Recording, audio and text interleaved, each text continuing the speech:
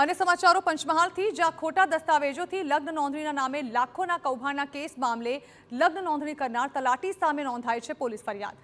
પાટણના રહેવાસી અમૃત પટેલ દ્વારા આ પોલીસ ફરિયાદ નોંધાવવામાં આવી છે। કણજીપાણીના તલાટી કમ મંત્રી સામે પણ આ ફરિયાદ નોંધાવાઈ છે।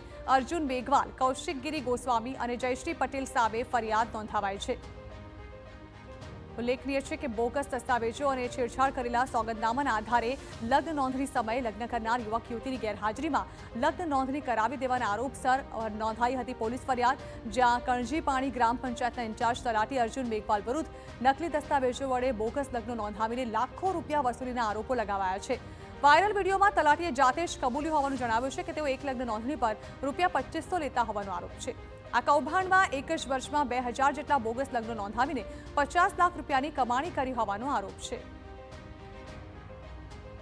એક દીકરા સાથે લગ્ન કરી લઈ અને લગ્ન દસ્તાવેજો જે બનાવી અને એના આધારે અહીંયા ખોટા સોગંદનામા રજૂ કરી અને તલાટી કમ મંત્રી જે કણજીપાણી ગામ આવેલું છે જાંબુઘોડા તાલુકામાં, તેના તલાટી કમ મંત્રી જે હતા અર્જુન મેઘવાલ, એમના રૂબરૂમાં ગઈ 14/11/25ના રોજ લગ્નની નોંધણી કરાવેલી અને લગ્નની નોંધણી ખોટા દસ્તાવેજ આધારે કરી અને એનું લગ્નનું પ્રમાણપત્ર તલાટી કમ મંત્રીશ્રીએ આપેલ છે।